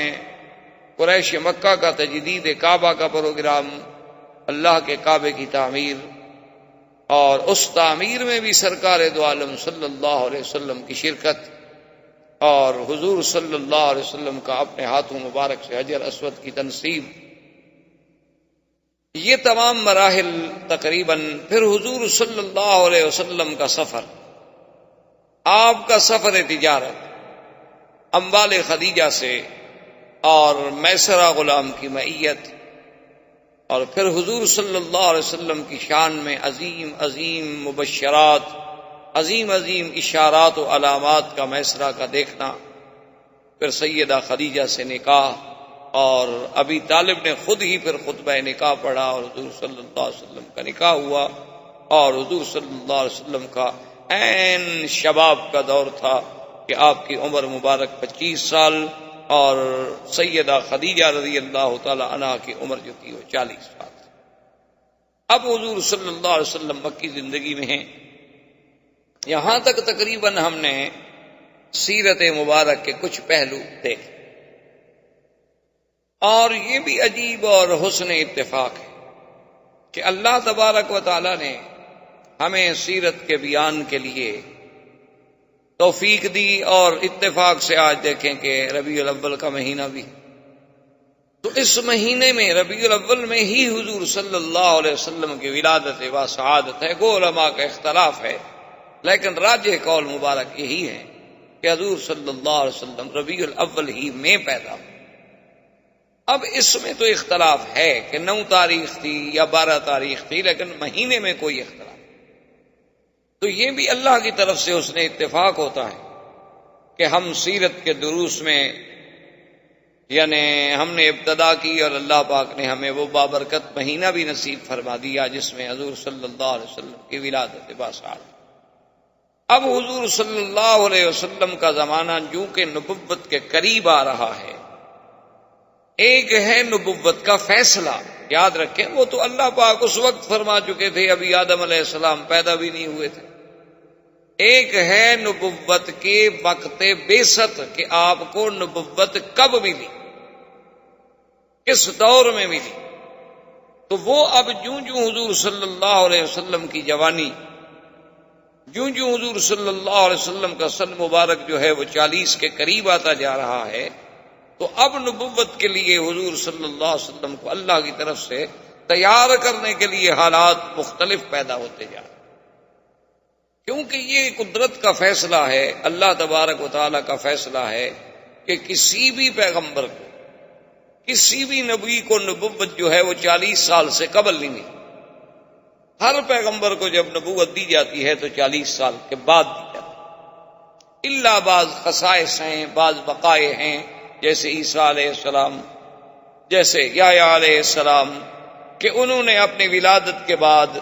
مہد میں اللہ کے حکم سے یہ اعلان کر دیا کہ آتانی الکتاب وجعلنی نبیا، اللہ نے مجھے نبی بنایا ہے، ورنہ بعثت کا جو زمانہ ہے وہ 40 سال کے بعد ہوتا۔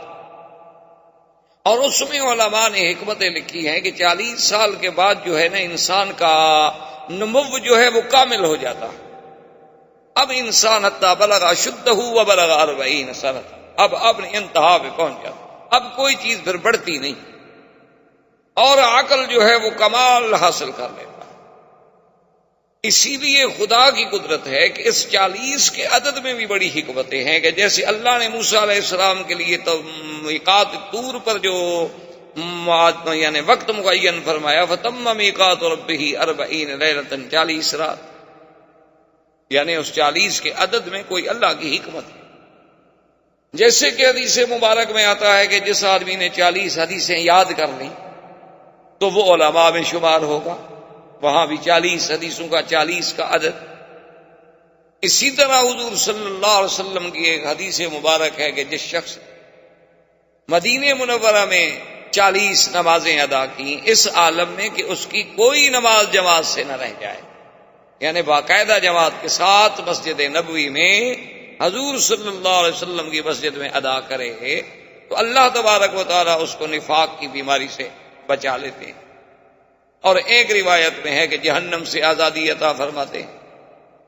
تو وہاں بھی خدا کی قدرت ہے کہ 40 کا عدد جو ہے اللہ تبارک و تعالیٰ کو۔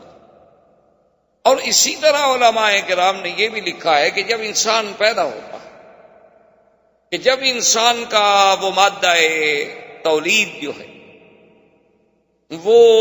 تخم انسانیت جو ہے، وہ جب اپنے ایک مقام معین پہ قرار مکین پہ جا کے ٹھہرتا ہے، پھر اس پر مراحل آتے ہیں کہ نطفہ ہے، پھر علقہ ہے، پھر مضغہ ہے، ثم خلقنا النطفة علقة فخلقنا العلقة مضغة فخلقنا المضغة عظاما فكسونا العظام لحما ثم انشأناه خلقا آخر۔ تو اس میں جو ترتیب ہے اس میں بھی 40 دن کا وقفہ ہے، ہر 40 دن کے بعد ایک تبدیلی۔ اور شاید اسی لیے بعض علماء کرام جو ہیں جیسے تبلیغی جماعت کے اکابر اور بزرگان جو ہیں انہوں نے بھی 40 دن کی محنت کے لیے وقت لگانے کے لیے قوم کو ایک پروگرام دیا ہے، وہ بھی شاید ان کے نظروں میں بھی یہی ہے کہ 40 سال میں تبدیلی آتی، چینج آتا ہے آتا۔ جب 40 سال کسی دین کے کام پہ محنت کرے گا تو اس میں تبدیلی وہ لازماً بدلے گا۔ جب اپنے ماحول سے کٹ جائے گا، اپنے خاص دوستوں سے کٹ جائے گا، اپنے روز کے معمولات سے کٹ جائے گا اور 40 دن دین میں لگ جائے گا تو لازم تبدیلی۔ تو اب جو 40 سال قریب آ رہے ہیں، حضور صلی اللہ علیہ وسلم کے لیے مبشرات کا اور رؤیا صادقہ کا جو ہے وہ زیادہ سے زیادہ ورود ہونے لگے۔ اسی لیے ایک صحیح حدیث مبارک میں ہے، حضور صلی اللہ علیہ وسلم فرماتے ہیں کہ میں نے خواب دیکھے عجیب عجیب۔ اور ایک روایت بھی عائشہ صدیقہ سے رضی اللہ تعالی عنہا سے وہ فرماتی ہے کہ حضور صلی اللہ علیہ وسلم کے جو رویا تھے ایسے تھے کفلق الصبح، کہ جیسے یعنی آدمی رات کو خواب دیکھتا ہے یا رات ہوتی ہے اور صبح سورج نکل آتا ہے، اس سورج کے وجود میں کوئی شبہ نہیں ہوتا دیکھنے میں۔ حضور صلی اللہ علیہ وسلم کے رویات صادقہ ایسے ہوتے تھے کہ جو خواب دیکھا وہ بالکل ایسے آ جاتا تھا سامنے کہ جیسے دن ہو گیا، جیسے سورج چڑھا ہے۔ کیونکہ یاد رکھیں کہ رؤیا جو ہے، خواب جو ہے، اس خواب کے کئی قسمیں ہوتی ہیں۔ ایک تو ہوتے ہیں احلام، کیا مانا کہ کچھ خیالات، یعنی جو خیالات مثلاً آپ کے ذہن میں تھے آج دن میں آپ دہراتے رہے، کچھ باتیں آپ کرتے رہے مثلاً اپنے کام کی، اپنے احباب سے کسی مسئلے کی، تو وہی باتیں جو تھی وہ لاشعور میں بیٹھ گئیں اور پھر وہی آپ کے سامنے آ گئی۔ ایک تو خواب کی ہے قسم، اور ایک خواب ایسے ہوتے ہیں جو شیطان کی طرف سے ہوتے ہیں کہ شیطان جو ہے وہ انسان کی نیند کے اوقات میں آ کر مختلف تخیلات اور خیالات اور وساوس کے ذریعے اس کو ڈراتا ہے، یہ بھی خواب کی ایک قسم۔ اور ایک خواب جو ہے وہ حقیقتاً میرے اللہ کی طرف سے ہوتے ہیں، وہ خالص رحمانی ہوتے ہیں۔ اور اسی طرح یاد رکھ لیں اور بات سمجھ لیں کہ اللہ کے جو بندے ہیں، اولیاء اللہ ہیں، عباد اللہ الصالحین ہیں، ان پر شیطان کا زور چلتا نہیں۔ اور خاص طور پہ آقا انعامدار سرکار دو عالم صلی اللہ علیہ وسلم کہ جن کو اللہ نے ایسا مقام عصمت نصیب فرمایا کہ جس کے ایک ایک زندگی کے لمحے پر میری اللہ کی قدرت کا گویا پیرا بیٹھا ہوا تھا، کہ یعنی وہ باتیں جو بچپن میں عام بچے کرتے ہیں حضور پاک سے وہ بھی سرزد تھی، وہ اعمال جو عام لوگ اس زمانے میں کرتے تھے ان کی عادت تھی، وہ عیب بھی نہیں سمجھے جاتے تھے، برے بھی نہیں سمجھے جاتے تھے، لیکن حضور پاک سے وہ بھی نہیں ثابت۔ یعنی شادیوں میں شرکت کر لینا، یا شادیوں میں کوئی قصے گو سے قصہ سن لینا، یا شادیوں میں کوئی دف شف بجانے والی عورت آ گئی یا بچی آ گئی یا کوئی آ گئی، اس قسم کا یعنی اہتمام ہو جانا، یہ عام چیزیں تھیں، اور بچپن میں اور بچوں کے لیے ایسا کوئی مسئلہ نہیں۔ اور اس وقت تو ابھی شریعت کا کوئی نزول بھی نہیں، نبوت بھی نہیں ملی، اعلان نبوت بھی نہیں ہوا، لیکن 2 دفعہ حضور صلی اللہ علیہ وسلم نے قریش کی شادیوں میں شرکت کی کہ میں ان کی شادیوں کو دیکھوں کہ کیا ہوتا ہے، کیا رسوم ہے، کیا طریقہ کار ہے، لیکن حضور فرماتے ہیں غالباً النوم، اللہ نے مجھ پہ نیند مسلط کر دی، اور میری نیند اس وقت کھلی جب سورج نکل آیا، شادی ختم، بارات ختم، لوگ چلے گئے، حضور اکیلے سو رہے۔ تو جس نبی کی زندگی پر نبوت سے پہلے اتنا پہرا ہو، اتنی حفاظت کا انتظام کیا جائے کہ یعنی کوئی ایک لمحہ بھی حضور صلی اللہ علیہ وسلم کا غفلت میں نہ گزرے، ایک لمحہ بھی حضور صلی اللہ علیہ وسلم کا فرمان حکم خداوندی کے خلاف نہ گزرے، اس پیغمبر کی زندگی کے بارے میں آپ اس کے کس کس پہلو کے سوچیں۔ تو اس پیغمبر کا رویا، اس نبی کے خواب کیسے غلط ہو سکتے؟ کیونکہ شیطان تو حملہ کر نہیں سکتا، اللہ نے پیرا لگا دیا ہے، شیطان کو تو طاقت ہی نہیں۔ تو اب باقی تو مسئلہ صرف یہ رہ گیا کہ ان کو جب خواب آئے گا تو وہ بھی رحمان کی طرف سے ہوگا، اور جب رحمان کی طرف سے ہوگا تو وہ سچا ہوگا۔ اور خواب کے ضمن میں ایک بات یاد رکھ لیں، حضور صلی اللہ علیہ وسلم کی حدیث مبارک میں ہے کہ ایک تو خواب کے بارے میں کبھی جھوٹ نہ بولا کرے، کیا مانا کہ آپ نے خواب نہیں دیکھا اور کہتے ہیں کہ میں نے خواب دیکھا ہے؟ یہ سیدھا اللہ پر جھوٹ باندھنا ہے، افتراء علی اللہ ہے، کیونکہ خواب تو اللہ کی طرف سے آئے گا۔ اور جب آپ نے ایک خواب نہیں دیکھا ہے اور آپ بلا وجہ کہہ رہے ہیں تو گویا آپ اپنے اللہ پر جھوٹ باندھ رہے ہیں۔ ایک دوسری بات خواب میں یہ یاد رکھیں کہ اگر آپ نے خواب دیکھا اور خواب ایسا تھا کہ جس میں آپ کے پیچھے سانپ دوڑ رہا ہے، اونٹ دوڑ رہا ہے، کوئی مار رہا ہے، کوئی کھا رہا ہے، ڈرانے والا خواب تھا، تو اس کا علاج یہ بتلایا حضور نے کہ اپنے بائیں طرف 3 دفعہ تھوک دیں اور لا حول ولا قوت الا باللہ العلی العظیم، اعوذ باللہ من الشیطان الرجیم پڑھ کے کروٹ بدل کے سو جائیں، اور پھر اس خواب کو کسی بندے پر ذکر نہ کریں، نہ بھائی پر، نہ بیٹے پر، نہ باپ پر، نہ اپنے پر، نہ پرائے پر، فرمایا کسی کو نہ بتلائیں، لا تضرہ ابدا، کبھی آپ کو نقصان نہیں۔ 2 باتیں۔ اور تیسری بات خواب میں یاد رکھیں کہ اگر آپ نے خواب دیکھا ہے اور آپ کی نظروں میں وہ خواب بہت اچھا ہے، یا خواب ایسا ہے جس کی حقیقت آپ کو سمجھ نہیں آ رہی، تو اس کے لیے بھی حکم ہے کہ لا یذکر الا علی حبیب او لبیب، اپنے کسی دوست کو ذکر کرے، اور اس دوست کو ذکر کرے جو صاحب عقل ہو اور صاحب علم ہو، کسی غلط آدمی کو ذکر نہ کرے، کیونکہ الرؤیا علی رجل طائر ما لم يعبر، حضور نے فرمایا کہ رؤیا جو ہے یہ ایسے ہے جیسے پرندے کے پاؤں پہ کوئی دانہ رکھا ہو، پر یوں کرے گا تو دانہ گر جائے گا۔ جب تعبیر والا تعبیر غلط دے گا تو کبھی کبھی اسی طرح واقع ہو جاتا ہے جیسے اس نے تعبیر کی۔ تو جب آپ کسی لبیب پر، کسی عالم پر اپنے خواب کا ذکر کریں گے تو وہ اس کی اچھی تعبیر پیش کرے گا، یا پھر آپ کو کسی اور عالم کے پاس بھیجے گا کہ بھئی میں حل نہیں کر سکتا، فلاں آدمی کے پاس چلے۔ تو خواب کے بارے میں بڑے بڑے احکام ہیں، لیکن اللہ کے نبی کا خواب ایسے ہوتا ہے جیسے اللہ کی وحی ہوتی ہے، یعنی جیسے وحی میں شک نہیں، اللہ کے نبی کے خواب میں بھی کوئی شک، کیونکہ نبی معصوم، شیطان کا حملہ ہو نہیں سکتا۔ جب بھی نبی کا خواب ہوگا تو رحمانی ہوگا، اور جب رحمانی خواب ہوگا تو وہ سچا ہوگا۔ اسی لیے تو بی بی عائشہ فرماتی ہیں کہ حضور کے ایسے خواب ہوتے تھے کہ فلک صبح ایسے معلوم ہوتا تھا کہ جیسے صبح سامنے، یعنی ایسی حقیقت۔ اور اسی لیے حضور پاک نے ارشاد فرمایا ہے، یہ خواب کی بہت بڑی اہمیت ہے۔ ایک حدیث مبارک میں یہ بھی آتا ہے کہ لم یبقى من النبوۃ الا المبشرات الرؤیا الصالحہ یراها المؤمن او یرا له او كما قال النبی صلی اللہ علیہ وسلم۔ حضور نے فرمایا کہ اب نبوت تو ختم ہو گئی، اللہ نے مجھے خاتم النبیین بنا کے بھیجا، نبوت کا دروازہ بند، رسالت کا دروازہ بند، اب کچھ نہیں بچا۔ ہاں مبشرات ہیں، خواب ہیں کہ کبھی ایک عبد مومن صالح اللہ کا بندہ خود خواب دیکھتا ہے، یا اس کے لیے کوئی اور آدمی خواب دیکھتا ہے کہ بھئی میں نے آپ کے لیے یہ خواب دیکھا ہے بہت اچھا۔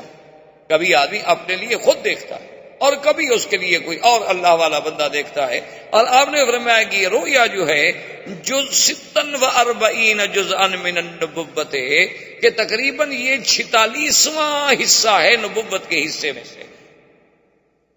یعنی 46واں حصہ ہے نبوت کے حصے میں سے۔ اور بدقسمتی سے اسی حدیث کو سامنے رکھ کر مرزا قادیانی نے اپنی نبوت کے لیے بھی ایک راستہ نکالنے کی کوشش کی۔ اس نے کہا کہ جب نبوت کی ایک جز تو باقی ہے، پھر نبوت بند تو نہ ہوئی،